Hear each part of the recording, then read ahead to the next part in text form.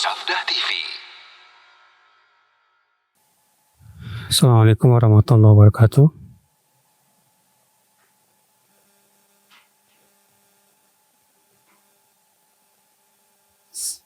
Innal hamdalillah nahmaduhu wa nasta'inuhu wa nastaghfiruh wa na'udzu billahi min shururi anfusina wa min sayyiati a'malina. Man yahdihillahu fala mudilla lahu wa man yudlil fala hadiya lahu. Wa asyhadu an la ilaha illallah wahdahu la syarika lah wa asyhadu anna Muhammadan abduhu wa rasuluh. Qala Allah Ta'ala fi kitabihil karim, ya ayyuhalladzina amanu taqullaha haqqa tuqatih wa la tamutunna illa wa antum muslimun. Amma ba'd. Ibu-ibu sekalian, kita melanjutkan kajian Mukhtasar Sahih Bukhari-nya. Masih di Kitabul Janaiz, hadis 621 ya. An Abdullah ibn Ubaidillah bin Abi Mulaikah qala tuwafiyat ibnatun li Utsman radhiyallahu anhu bi Makkah wa ji'na linashhadaha wa hadaraha Ibnu Umar wa Ibnu Abbas radhiyallahu anhuma wa inni lajalisun bainahuma aw qala jalastu ila ahadihima thumma ja'a al-akhar fajalasa ila jambi. Kita terjemahkan sedikit-sedikit karena panjang ya. Dari Abdullah bin Ubaidillah bin Abi Mulaikah, ia berkata, anak wanita Utsman bin Affan meninggal dunia di Mekah. Lalu kami pun datang untuk menyaksikannya. Hadir juga Ibnu Umar, Ibnu Abbas, dan aku duduk di antara keduanya, atau aku duduk kepada salah satu dari keduanya. Kemudian datang yang lain, lalu ia duduk di sampingku. Faqala Abdullah ibnu Umar li Amr ibn Utsman, ala tanha anil buka? Maka Abdullah bin Umar radhiyallahu anhuma berkata kepada Amr bin Utsman. Amr bin Utsman, anaknya Utsman ya. Ala tanha anil buka? Tidakkah kamu melarang dari menangis? Artinya kamu larang. Ya, jangan sampai orang menangisinya. Fa inna Rasulullah SAW qala, karena sesungguhnya Rasulullah SAW bersabda, innal mayyit la yu'adzabu bi bukai ahlihi alaihi. Sesungguhnya mayat itu diadab akibat ditangisi oleh keluarganya. Faqala Ibnu Abbas, berkata Ibnu Abbas, semoga Allah meridainya, qad kana Umar yaqulu ba'da dzalik tsumma haddas. Dahulu Umar pernah menyampaikan juga sebagiannya. Kemudian Ibnu Abbas bercerita, sadartu ma'a Umar min Makkah hatta idza kunna bil Baida idza huwa bi raqbin tahta dhilli samurah. Aku pulang bersama Umar dari Makkah menuju Madinah. Sehingga apabila kami berada di sebuah tempat yang di tanah lapang, Baida itu artinya tanah lapang ya. Ternyata ada rombongan, Rokbin itu artinya rombongan. Dan juga maksudnya artinya orang yang menunggang unta ya. Tahta dhilli samurah, berada di bawah naungan pohon samurah. Faqal, lalu Umar berkata, idhab, pergilah. Fanzur man haula'i raq. Coba kamu lihat siapa rombongan itu. Ya, Umar menyuruh Ibnu Abbas ya untuk melihat siapa itu rombongan di sana itu. Qala fa nadhartu fa idza Suhaib. Lalu aku pun pergi untuk melihat, ternyata itu Suhaib. Itu sahabat Nabi yang bernama Suhaib bin Sinan, Abu Yahya. Ya. Fa akhbartu, maka aku mengabarkan kepada Umar bahwa itu Suhaib. Lalu Umar berkata, "Ud'uh li," panggil dia. Faraja'tu ila Suhaib. Lalu aku pun kembali kepada Suhaib, lalu aku berkata, "Irtahil falhaq bi amiril mu'minin." Pergilah, Amirul Mukminin memanggil kamu. Falamma usiba Umar, tapi kemudian tidak diceritakan setelah itu ya. Ketika Umar ya ada yang menusuknya, waktu itu Umar lagi sholat subuh, lalu ditusuk oleh orang Majusi namanya Abu Lu'lu'ah di perutnya ya dengan khonjar. Khonjar itu pisau yang bermata dua ya. Namanya Abu Lu'lu'ah ini Bu sudah siap-siap ini ya untuk membunuh Umar. Nah, ketika Umar terkena musibah itu, masuklah Suhaib sambil menangis dan berkata, "Wa akha wa sahibah," wahai saudaraku, wahai sahabatku. Maka Umar berkata, "Ya Suhaib, atabki alai?" Hai Suhaib, apakah kamu hendak menangisi aku? Waqad qala Rasulullah SAW, "Innal mayyita la yu'adzab bi ba'di bukai ahlih." Sementara Rasulullah SAW bersabda, sesungguhnya mayat itu diazab akibat ditangisi oleh sebagian keluarganya. Dalam sebuah riwayat yang lain, diazab akibat tangisan orang yang hidup. Dalam riwayat yang lain, diazab di kuburnya disebabkan ia diratapi. Berkata Ibnu Abbas, qala Ibnu Abbas, falamma mata Umar, ketika Umar sudah meninggal dunia, zakartu dzalika li Aisyah radhiyallahu anha, aku menceritakan hal itu kepada Aisyah, yang menceritakan tentang hadis tersebut. Faqalat, maka Aisyah radhiyallahu anha berkata, "Yarhamullahu Umar, wallahi ma haddatha Rasulullah SAW." Semoga Allah merahmati Umar. Demi Allah, Rasulullah SAW tidak menyampaikan begitu. Inna Allah la yu'adzibu al-mu'min bibukai ahli alaih. Ya, Rasulullah tidak mengatakan sesungguhnya Allah mengadab seorang mukmin akibat ditangisi oleh keluarganya. Lakin Rasulullah SAW qal, akan tetapi Rasulullah SAW bersabda, "Inna Allah la yazidul kafiru adaban bibukai ahli alaih." Sesungguhnya Allah menambah kepada orang kafir siksanya akibat ditangisi oleh keluarganya. Aisyah berkata lagi, "Hasbukumul Quran." Cukup untuk kalian Al-Quran. "Wala taziru waziratu wizra ukhra."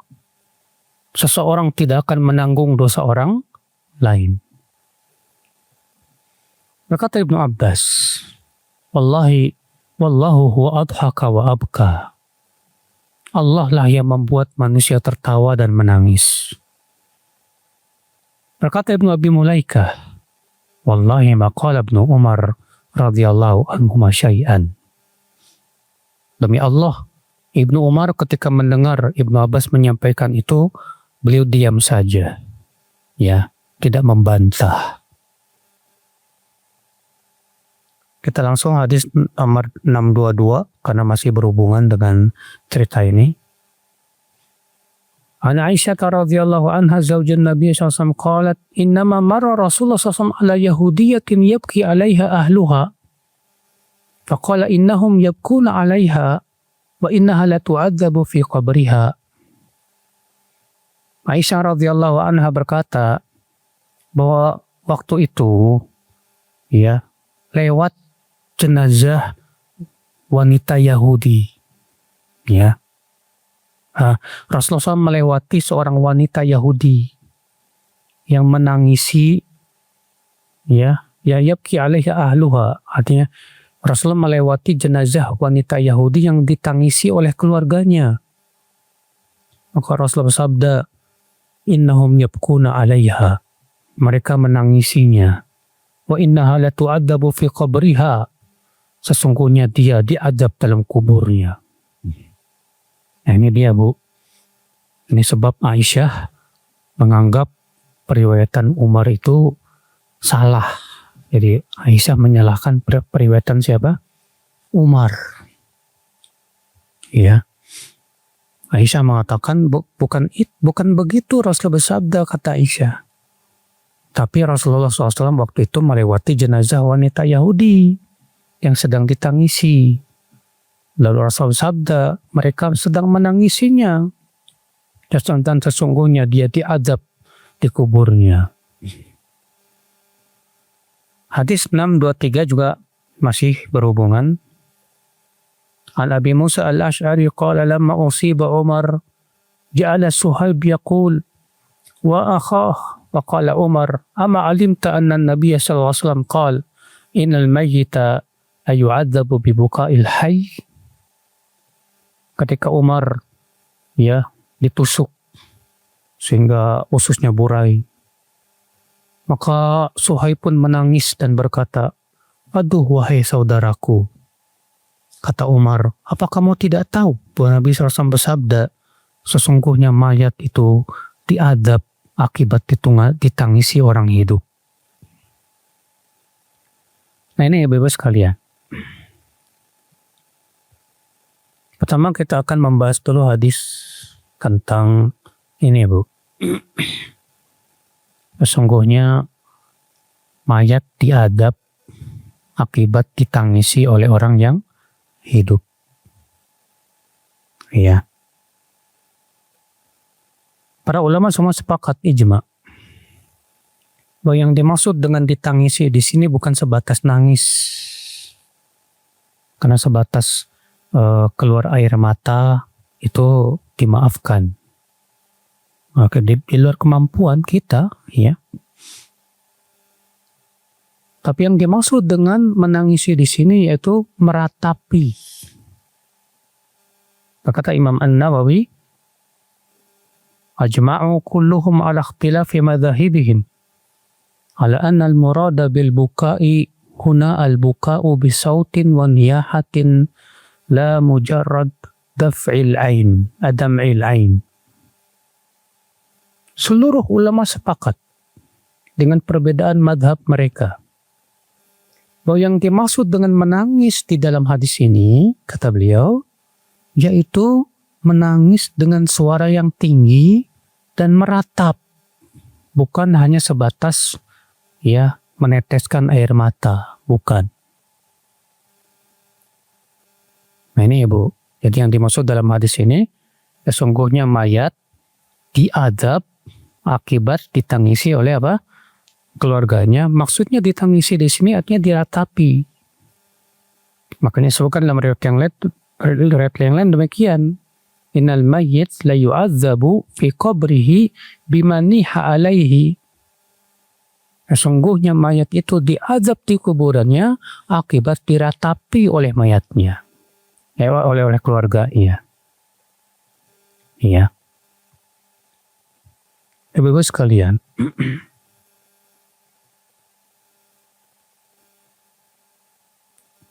kemudian ibu-ibu sekalian, apa makna diazab? Karena kan dalam hadis ini dikatakan mayit diazab akibat ditangisi oleh apa? Keluarganya atau diratapi oleh mayat keluarganya. Apa hadis ini tidak bertabrakan dengan ayat? Karena ayat mengatakan apa? Seseorang tidak akan menanggung dosa orang lain. Tapi kok bisa mayat diazab gara-gara ditangisi keluarganya? Apa salah mayat? Maka dari itulah Aisyah menganggap Umar dalam hal ini salah. Karena Aisyah memandang periwayatan itu bertabrakan dengan ayat. Namun para ulama mengatakan bahwa periwayatan Umar sahih. Ya. Adapun pengingkaran Aisyah itu ijtihad dari Aisyah. Berkata Al-Qurtubi, ya, ingkaru Aisyah dzalika wa hukmaha ala ar-rawi bitakhti'ah aw an-nisyan aw ala annahu sami'a ba'dan wa lam yasma' ba'dan ba'id.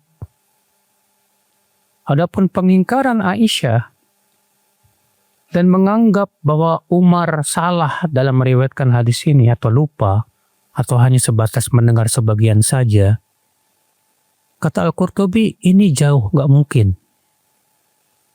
Gak mungkin Umar salah. Lianna ruwah di hadzal ma'na minas sahabah katsirun. Karena yang meriwayatkan hadis ini bukan hanya Umar, tapi sahabat yang banyak. Ya. Wahum jazibun. Dan mereka memastikan fala wajhalin nafi, sehingga tidak bisa disalahkan, tidak mungkin. Karena yang meriwayatkan bahwa mayat diazab akibat ditangisi oleh keluarganya itu bukan hanya Umar, banyak sahabat. Ya.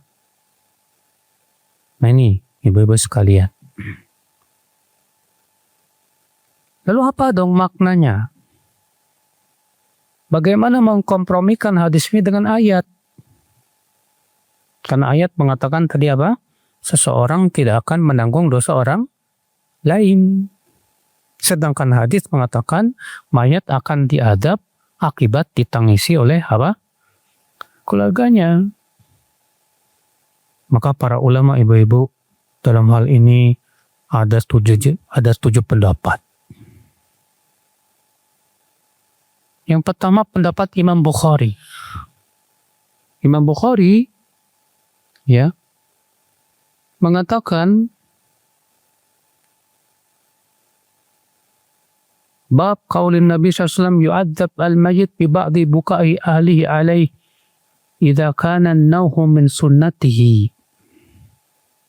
Bab sabda Nabi SAW, mayat diadab oleh sebagian tangisan keluarganya apabila, kata Imam Bukhari apa? Meratap itu kebiasaannya.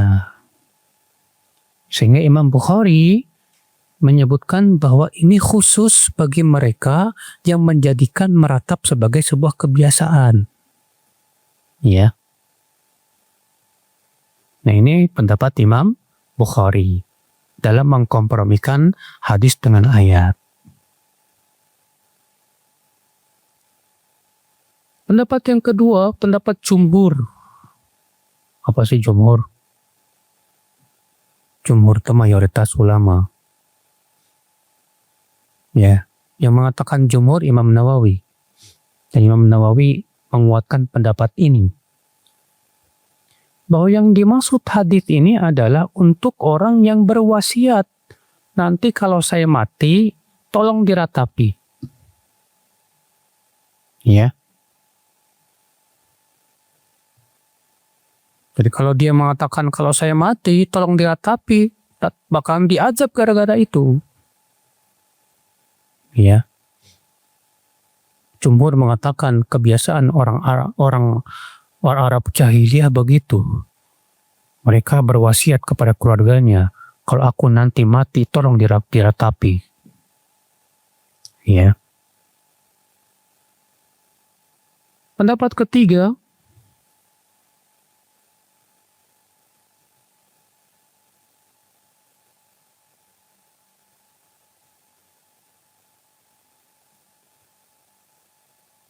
hadis ini menunjukkan, pendapat ketiga, maksud hadis ini adalah yaitu untuk orang ya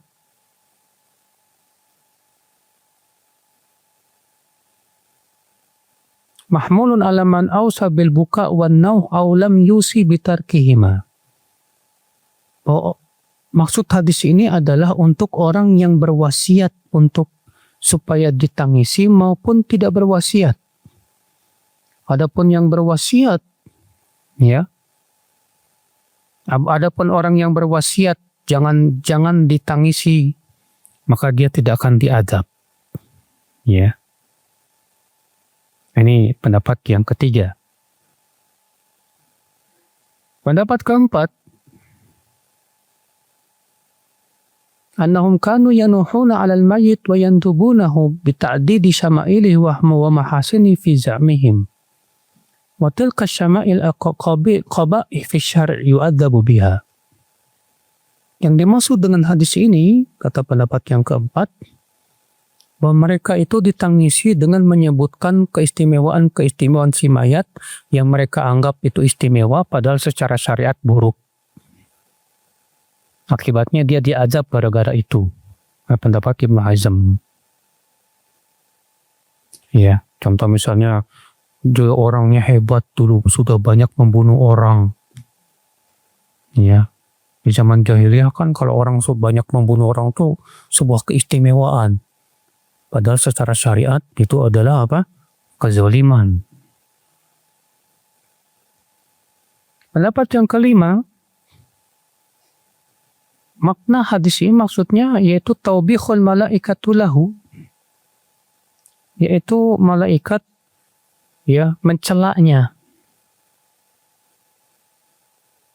Mereka berhujjah dengan hadis Ibnu Majah dari Usaid bin Abi Usaid dari Musa bin Abi Musa al-Ash'ari dari ayahnya itu Abu Musa, wa Nabi SAW bersabda, al-mayyit yu'adzabu bibuka'il hayy. Mayat itu diadab akibat ditangisi orang hidup. Ya. Idza qalu wa abadah wa kasiyah wa nasirah wa jabalah wa nahwa hadha yuta'ta ayuqlaq wa yuz'ad wa yujaru bisiddah wa yuqal anta kadzalik. Ketika misalnya yang menangisinya berkata, kata Rasulullah, wahai ya kamu penolong, wahai kamu orangnya dulu hebat, wahai kamu orangnya ya suka membantu, wahai. Maka malaikat akan berkata kepada si mayat, emang kamu dulu begitu? Emang kamu dulu begitu? Ya. Nah, berdasarkan hadis ini, pendapat yang kelima mengatakan bahwa maksudnya diadab di situ artinya dicela sama malaikat. Iya. Pendapat yang keenam, yang terakhir, yang dimaksud dengan diadab artinya si mayat merasa sakit, merasa tersakiti akibat ditangisi. Ini pendapat yang dibela dan dipilih oleh Syekhul Islam Ibn Taimiyah rahimahullah. Iya.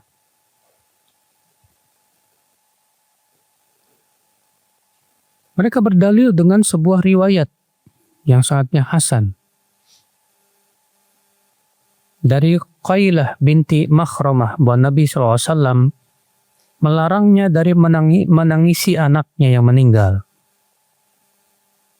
Rasul bersabda, ajuglabu ahadukum an yasahiba suwaihibahu fid dunya ma'rufan wa idza mata istarja fa walladhi nafsu Muhammadin biyadihi inna ahadakum la yabqi fayasta'bir ilaihi suwaihubuhu fa ya ibadallah la tu'adzibu mautakum.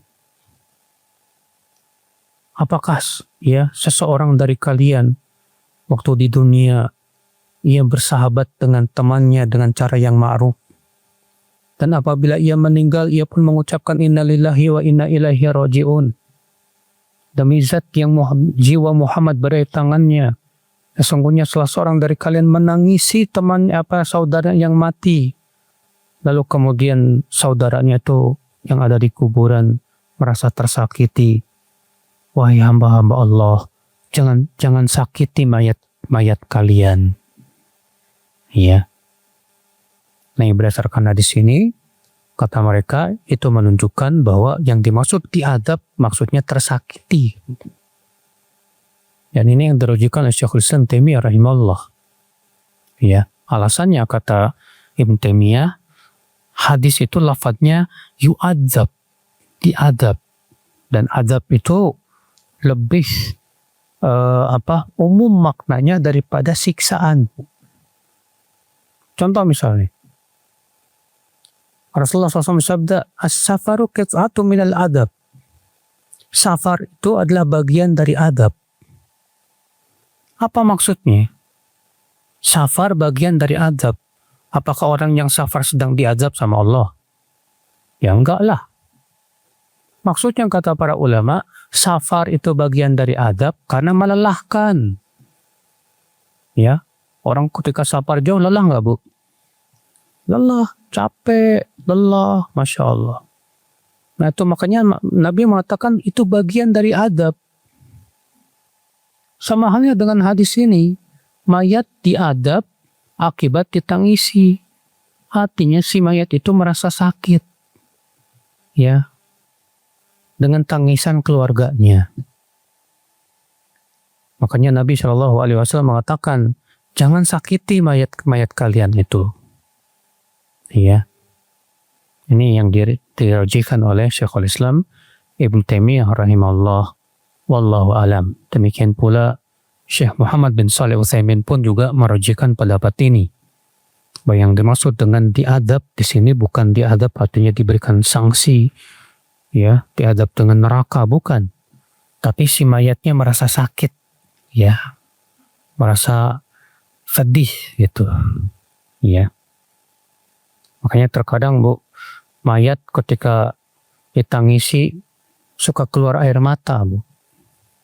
Ya, ada yang seperti itu, ada.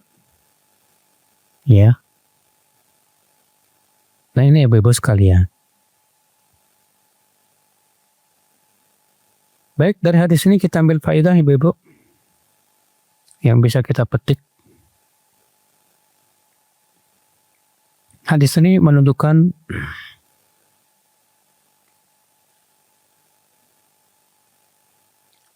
yaitu disyariatkan kita untuk melayat mayat, menyaksikan jenazah.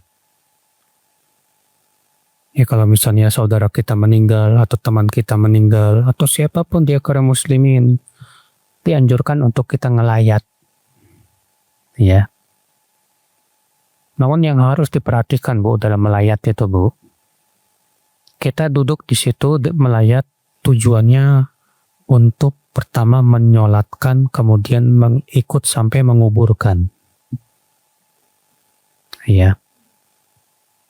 Karena disebutkan dalam hadis, orang yang menyolatkan mayat sampai menguburkan pulang membawa pahala berapa? 2 qirot. Hadisnya sudah pernah lewat tuh, Bu. 1 qirotnya sebesar apa? Gunung Uhud, Masya Allah. Kalau dia menyolatkan saja lalu pulang, maka dapat berapa? 1 qirot. Ya. Adapun ya kumpul-kumpul di kuil kematian setelah dikuburkan, ini para ulama sepakat hukumnya haram. Ya, setelah kematian, setelah dikuburin, ada acara kumpul-kumpul tuh, makan-makan. Ya, kalau di Indonesia namanya apa? Tahlilan. Ya, maka yang seperti ini kalau dalam bahasa fikih namanya ma'tam. Kalau kita buka kitab-kitab madhab, baik madhab Syafi'i, madhab Hanafi, Maliki, semua sepakat bahwa ma'tam itu hukumnya tidak boleh. Ya. Makanya dalam kitab I'anatul Talibin disebutkan, ya, di jilid 2 itu, bahwa siapa itu Mufti Syafi'iyah di zamannya, Zaini Dahlan, ditanya tentang hukum ma'tam. Kumpul-kumpul di kuil kematian dan makan-makan di situ. Maka Zaini Dahlan mengatakan itu bid'ah yang makruh. Ya, berpahala orang yang mengingkarinya. Berdasarkan riwayat Jarir, kunna, ya kami dahulu menganggap berkumpul-kumpul di keluarga kematian dan makan-makan di situ termasuk meratap. Termasuk apa? Meratap. Ibu-ibu sekalian. Nah kalau misalnya kita datang melayat, Ustadz, disyariatkan nggak bacain surat Yasin? Kan ada hadisnya. Iqra'u ala mautakum apa? Yasin. Bacakan atas mayat kalian surat Yasin. Ketahuilah ibu-ibu, yang rajih hadis ini dhaif, lemah. Karena di dalam sanadnya ada 2 perawi yang majhul. Ya. Sehingga tidak bisa diamalkan ibu-ibu sekalian. Syekh Shalih Fauzan mengatakan, kalaupun misalnya hadis itu hasan seperti yang dikatakan sebagian ulama, maksudnya yaitu dibacakan ketika ia sakaratul maut. Bukan setelah meninggal dunia. Ya. Karena hakikatnya Al-Quran itu peringatan buat orang yang hidup. Bukan buat orang yang meninggal. Namun sudah kita sebutkan yang rajih bahwa hadis itu lemah, dhaif, tidak bisa dijadikan apa? Hujjah. Ya. Hadis ini menunjukkan faedah yang kedua yang bisa kita petik ibu-ibu sekalian. Yaitu perintah untuk mengingkari kemungkaran. Kalau misalnya ada yang menangis dengan suara kencang, wajib kita ingkari. Makanya Ibnu Umar berkata kepada Ammar bin Uthman di sini, "Ala tanha anil buka?" Tidakkah kamu melarang orang untuk menangis? Ya. Maka dari itu ibu-ibu, kalau misalnya ibu melayat, ya, kemudian kok keluarganya meratap gitu, meratap itu artinya menangis dengan suara yang menjerit-jerit, atau sambil menjambak-jambak rambut, atau sambil menyobek-nyobek baju, ya, maka wajib pada waktu itu kita ingkari. Karena orang meratap itu dosanya besar, Bu. Sebutkan dalam hadis yang sudah pernah lewat itu, an-naihah idza lam tatub, wanita yang meratap, loh siapapun yang meratap kalau dia tidak bertaubat, tuqamu yaumal qiyamah, kelak pada hari kiamat dia akan diberdirikan, ya, sambil diberikan padanya baju dari timah yang sangat panas dan kudis, ya, yang sangat gatal. Nasallallahu salamata wal afiyah. Hadis ini kita ambil faedah ya Ibu yang bisa kita petik. Hadis ini menunjukkan bahwa di zaman sahabat terkadang ya, mereka saling mengkritik satu sama lainnya dalam periwayatan. Di sini Aisyah mengkritik periwayatan Umar. Aisyah menganggap Umar salah. Apa kata Aisyah? Semoga Allah merahmati Umar. Demi Allah, Rasulullah tidak pernah menyampaikan hadis begitu. Ya. Tapi yang Rasulullah sampaikan adalah bahwa orang kafir diadab akibat ditambah adabnya akibat ditangisi oleh keluarganya. Kenapa Aisyah berkata seperti itu dan menyalahkan periwayatan Umar? Ya, karena Aisyah merasa muskil sebab hadis itu bertabrakan dengan ayat. Juga berdasarkan yang Aisyah saksikan di zaman Rasulullah SAW. Jadi Aisyah membantah periwayatan Umar itu dengan 2 hujah alasan. Alasan yang pertama, Aisyah melihat waktu itu Rasulullah SAW melewati wanita Yahudi yang sedang ditangisi oleh keluarganya. Apa kata Rasulullah? Mereka menangisinya dan sesungguhnya wanita itu diazab dalam kuburnya. Nah, ketika Aisyah melihat itu, maka Aisyah menganggap bahwa Umar salah ini. Ya, Umar nggak paham tujuan Rasul bersabda itu. Sebabnya kenapa? Ya. Yang kedua, alasannya apa? Karena bertabrakan dengan Al-Quran. Al-Quran mengatakan seseorang tidak akan menanggung dosa orang lain. Atas dasar itulah, ya, Aisyah dengan dugaan kuatnya dan ijtihadnya menganggap bahwa Umar salah dalam periwayatannya. Hal seperti ini, Masya Allah, terjadi, Bu. Dan ini menunjukkan akan kefakihan Aisyah radhiyallahu anha. Ya. Namun para ulama mengatakan bahwa sisi penyalahan Aisyah itu tidak bisa diterima. Kenapa demikian? Sudah kita sebutkan tadi.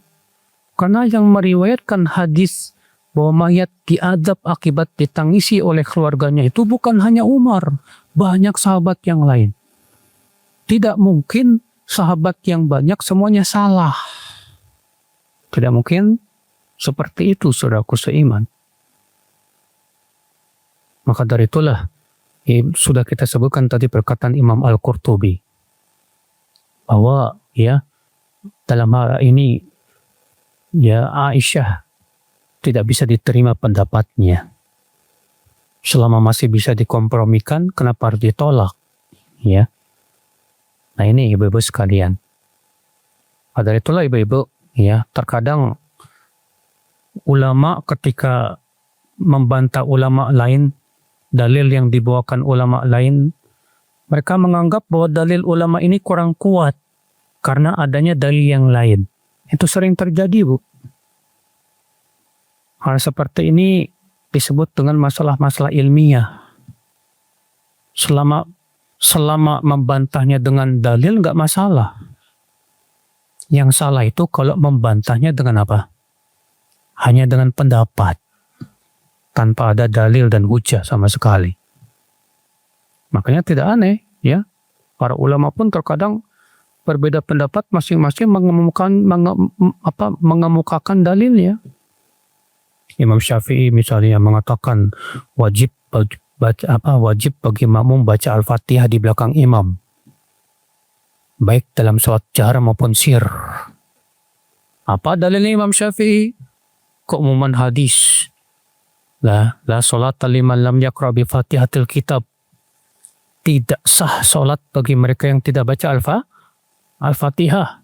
Kata Imam Syafi'i, ayat hadis ini umum, mencakup imam maupun makmum. Imam Ahmad tidak setuju dengan pendapat Imam Syafi'i. Kata Imam Ahmad apa? Oh enggak, maksud hadis itu ya untuk sholat sir, bukan sholat jahriyah berdasarkan ayat. Ya, apabila dibacakan Al-Quran, dengarkan dan diam. Demikian para ulama, ibu-ibu sekalian. Ya, masing-masing mengemukakan hujahnya, dalilnya. Maka inilah ibu-ibu sekalian, ini masalah-masalah ilmiah seperti ini, ibu-ibu, kita tidak bisa saling menyalahkan, Bu. Tidak bisa saling memaksakan pendapat kita. Nggak bisa kita paksa lawan kita untuk menerima pendapat kita, nggak bisa. Iya. Ini berapa banyak perkara-perkara ini ada di zaman ini, Bu. Tapi karena dada kita yang sempit atau ilmu kita kurang, kita menganggap pendapat kita itu sebagai sebuah perkara yang tidak boleh diselisih. Ketika ada yang menyelisih dengan hujah lagi, padahal itu ternyata masalah-masalah yang bukan menjadi ijma ulama, bukan. Maka langsung kita musuhi teman kita itu. Langsung kita tahdzir teman kita itu. Dan itu sering terjadi, ibu-ibu sekali. Padahal itu tidak ada nasnya sama sekali. Itu masalah-masalah yang diperbolehkan padanya berijtihad. Beda kalau itu masalah yang sudah jelas nasnya dan sudah jelas ijma'nya. Kalau sudah ada nas jelas, ijma sudah jelas, maka tidak boleh kata menyelisih. Kalau kita menyelisih maka kita tersesat. Tapi kalau tidak ada nas, tidak ada juga ijma, dan ijtihad pada waktu tidak diperbolehkan, silahkan. Tidak perlu kemudian kita memaksakan pendapat kita kepada orang lain. Makanya, ibu-ibu sekalian, ketika Ibnu Abbas menyampaikan perkataan Aisyah itu kepada Ibnu Umar diam. Ibnu Umar tidak membantah, diam aja. Dan itu menunjukkan akan adab para sahabat. Mereka lebih senang menghindari perdebatan, Bu. Iya. Nah ini ibu-ibu dan bapak sekalian.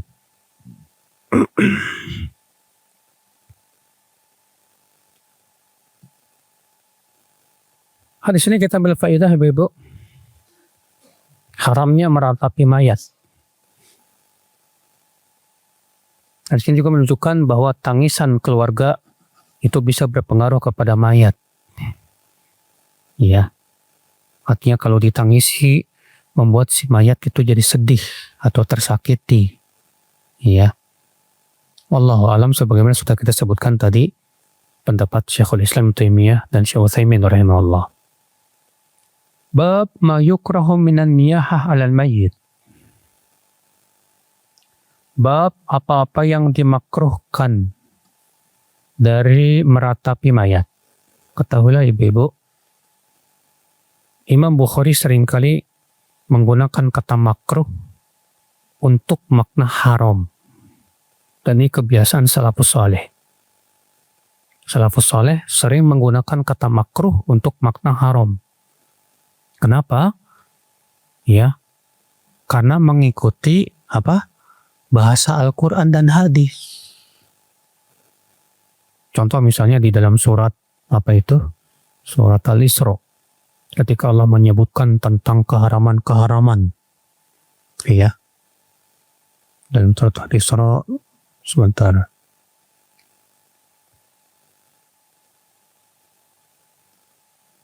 Ketika Allah menyebutkan tentang keharaman berupa syirik, durhaka kepada orang tua, demikian pula perintah-perintah yang lainnya. Ya. Demikian pula dilarang memakan harta anak yatim, dilarang membunuh jiwa yang tanpa hak.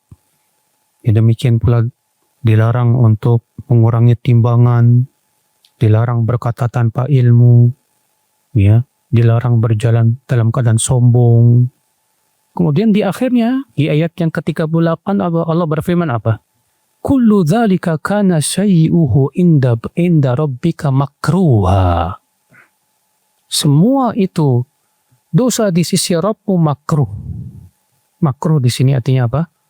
Haram, dibenci. Makanya, ya, Al-Imam Ibnu Qayyim rahimahullah dalam kitab I'lamul Muwaqqi'in mengingatkan ini, bahwa ucapan salaf itu jangan dibawa kepada pemahaman khalaf belakangan. Karena kata makruh dengan makna artinya di bawah haram, itu pemahaman khalaf belakangan. Kalau bahasa ulama salaf terdahulu, makruh itu seringkali digunakan untuk sesuatu yang sifatnya apa? Haram. Ya. Di sini contoh Imam Bukhari berkata, bab apa yang dimakruhkan dari meratap. Sementara meratap makruh apa haram? Haram. Bahkan termasuk dosa besar. Ya. Dan Imam Bukhari termasuk ulama salaf, masuk dalam generasi salaf. Nah ini ibu-ibu sekalian. Wa qala Umar, berkata Umar, semoga Allah meridainya, da'hunna yabkina ala Abi Sulaiman malam yakun naq'un aw laqlaqah. Biarkan para wanita itu menangisi Abu Sulaiman selama tidak naq'un. Naq'un itu artinya mengguyurkan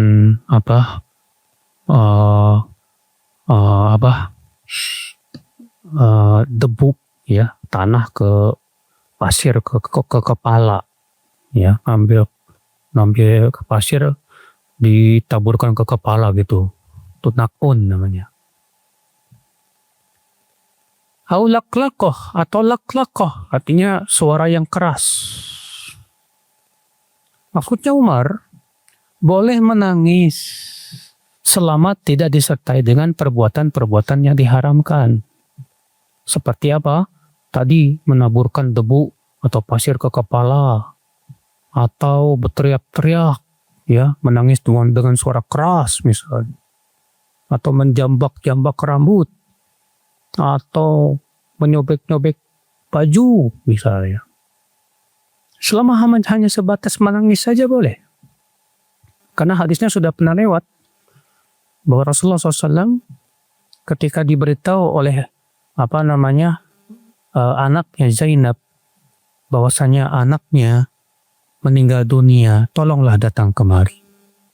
Akhirnya Rasulullah datang, lalu dipangkunya cucunya itu. Lalu kemudian terlihat Rasulullah pun menangis, meneteskan air mata. Demikian pula ketika anak Rasulullah yang bernama Ibrahim meninggal dunia, maka Rasul pun memangkuknya, menetes air mata Rasulullah SAW. Sebatas meneteskan air mata, kata para ulama, gak apa-apa, boleh. Yang dilarang itu apa? Yaitu tadi, meratap. Ya. Ini bebas kalian. Kenapa? Sebatas meneteskan air mata itu boleh. Karena ini di luar kemampuan kita, Bu. Kadang kita sedih. Akhirnya meneteskan air mata. Untuk sama sekali tidak sedih kan gak mungkin. Sulit. Ya. Kan Allah berfirman, la yukallifullahu nafsan illa usaha.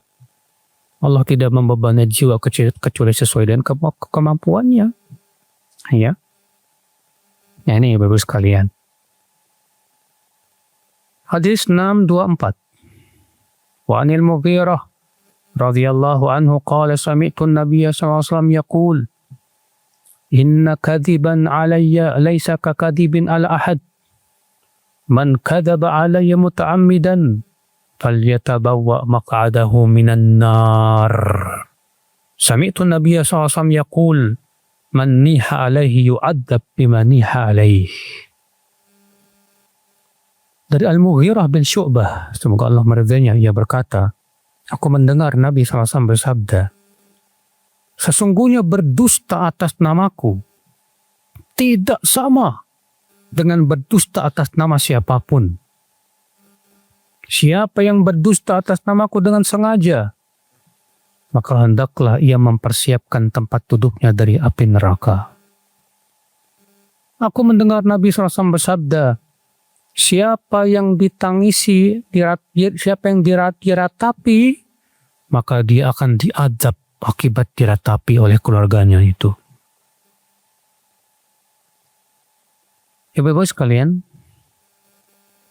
kita ambil faedah dari hadis ini, Bu. Di sini Al-Mughirah bin Syu'bah membawakan hadis dulu bahwa berdusta atas nama Nabi itu tidak sama dengan berdusta atas nama siapapun. Dan bahwasanya siapa yang berdusta atas nama Rasulullah dengan sengaja, maka hendaklah ia mempersiapkan tempat duduknya di neraka. Kenapa Al-Mughirah membawakan hadis ini dulu? Karena beliau hendak membawakan hadis yang seakan-akan bertabrakan dengan ayat. Di mana Rasulullah bersabda, siapa yang diratapi, ya mayat mana saja yang diratapi oleh keluarganya, maka dia akan diazab akibat diratapi itu. Ya. Maka Mughirah mengatakan, aku tidak sedang berdusta. Karena berdusta atas nama Nabi SAW itu apa? Dosa. Tapi Mughirah menyampaikan sesuai yang ia dengar. Dan tidak mungkin Mughirah berdusta. Tidak mungkin pula Umar berdusta. Makanya sudah kita sebutkan tadi ya. Adapun Aisyah menyalahkan perkataan Umar, sudah kita sebutkan itu tidak bisa diterima. Iya. Hadis ini menunjukkan Ibu-ibu bahwa berdusta atas nama Rasulullah SAW termasuk dosa besar.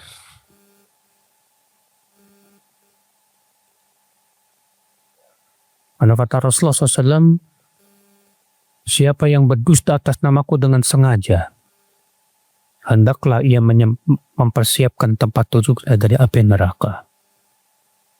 Ya. Maka dari itu hati-hati ibu. Jangan sampai kita termasuk orang yang berdusta atas nama Rasulullah SAW. Ya.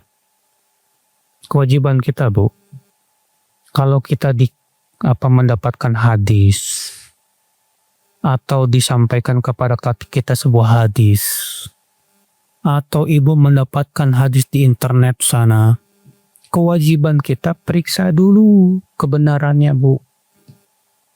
Karena di zaman sekarang ini bu, banyak orang-orang yang gak punya rasa takut sama Allah bu. Saya pernah dibawakan kepada saya sebuah hadis HR Muslim. Saya cari-cari dalam Sahih Muslim, dari awal sampai akhir gak ketemu. Gak ada hadisnya. Ternyata yang bikin Pak Muslim. Ya. Hati-hati. Sekarang seenaknya zaman sekarang HR Bukhari Muslim, HR Bukhari Muslim. Iya, ternyata nggak ada. Seperti ini ibu-ibu. Iya, kalau kita tidak berhati-hati, khawatirnya masuk berdusta atas nama Rasulullah SAW. Ibnu Hibban dalam kitab Al-Majruhin, ia membawakan sebuah bab begini. Bab man syakka fi riwayati. Bab orang yang ragu dalam periwayatannya. Apakah itu hadis palsu atau bukan, tapi ia tetap menyampaikan, maka ia termasuk salah satu orang yang berdusta. Iya. Kemudian beliau membawakan hadis dengan lafaz man haddatsa anni yura annahu kadzibun fa huwa ahadul kadzibain. Siapa yang menyampaikan dariku sebuah hadis yang diperkirakan itu, dipandang atau diduga itu dusta, maka ia termasuk salah satu dari dua orang yang berdusta. Iya. Hati-hati ibu-ibu sekalian, jangan sampai kita termasuk yang menyebarkan hadis dusta. Iya. Ibu-ibu sekalian. Kok bisa? Kenapa muncul hadis-hadis palsu? Banyak sebabnya bu. Banyak sebab yang menyebabkan munculnya hadis apa? Palsu. Para ulama sudah membahas itu dalam kitab-kitab mereka bu. Sebab yang pertama, adanya orang zindik. Orang zindik yang memang tujuannya ingin merusak Islam. Ya. Sebagaimana disebutkan dalam sebuah riwayat tuh, ada seorang zindik namanya Abdul Karim bin Abil Arja. Dia ditangkap oleh khalifah di zamannya, lalu ia mau dihukum pancung. Sebelum dihukum dia berkata apa? Aku tidak menyesal dibunuh karena aku sudah menyebarkan 4.000 hadis palsu di tengah-tengah kaum muslimin. Ya. Subhanallah ibu-ibu sekalian. Bahkan Hamad bin Zaid bin Dirham berkata, orang-orang zindik telah menyebarkan hadis lebih dari 70.000 hadis palsu di kalangan kaum muslimin. Makanya para ulama ibu-ibu menyincingkan lengan mereka untuk membela hadis Rasulullah SAW. Dengan cara apa?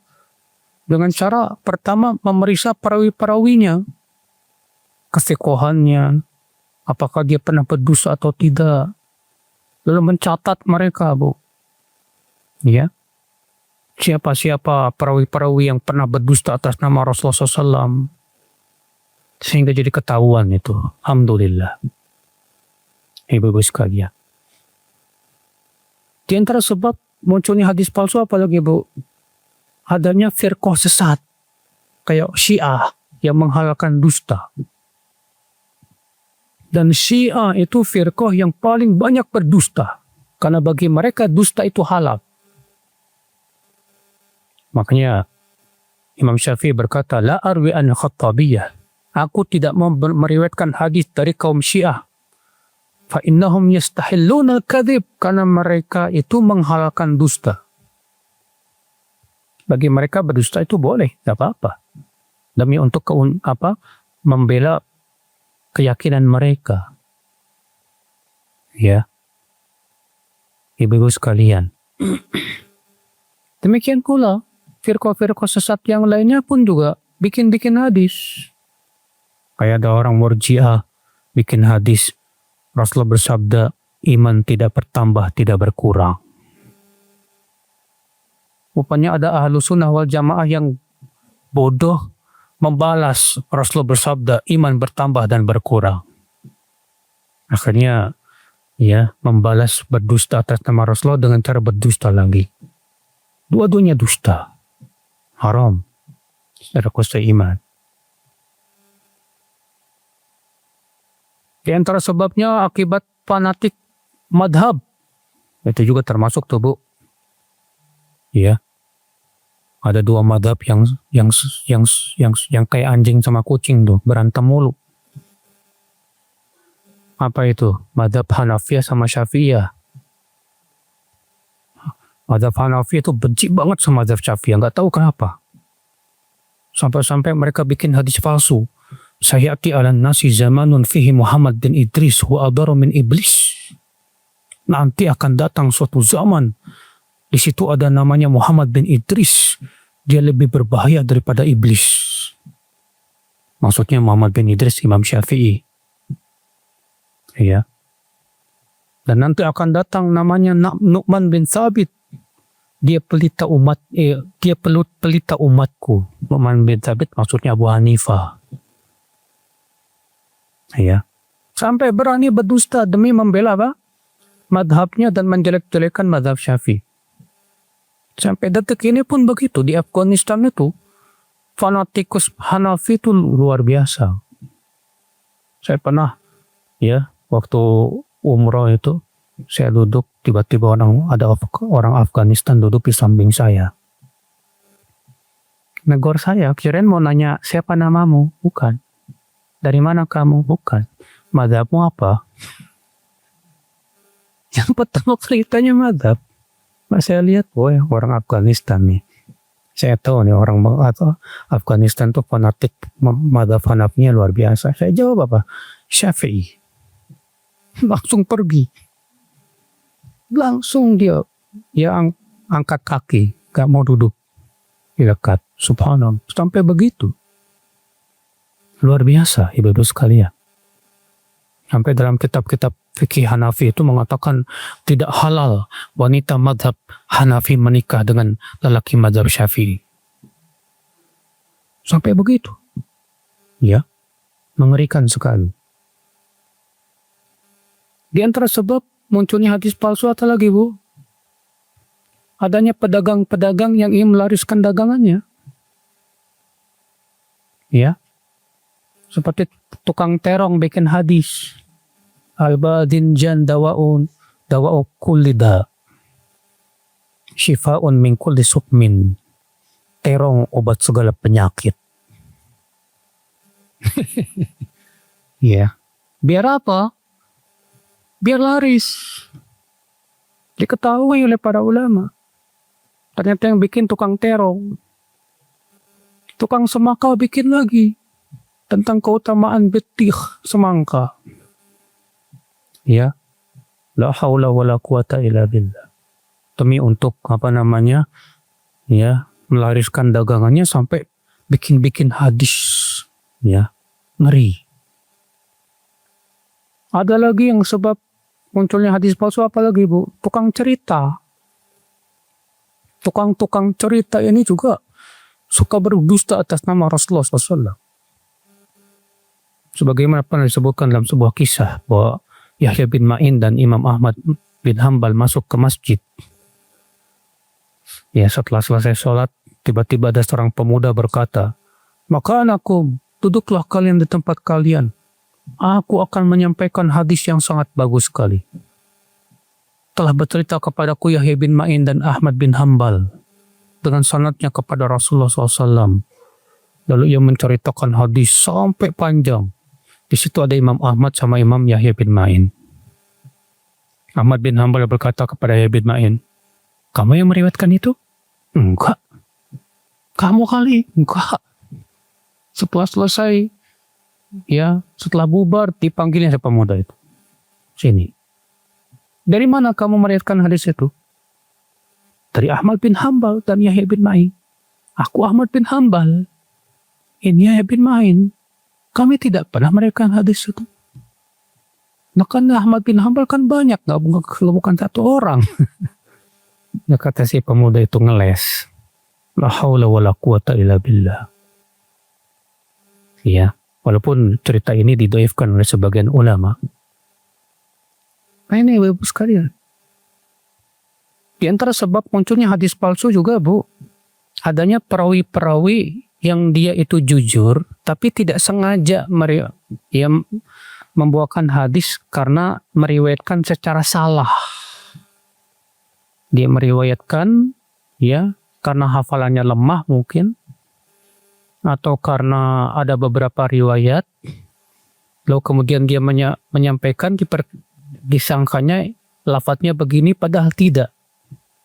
Sehingga ia berdusta atas nama Rasulullah SAW tapi tidak sengaja. Namun tentunya Bu, ya, yang diancam oleh Rasulullah SAW itu yang berdusta atas nama Rasulullah secara sengaja.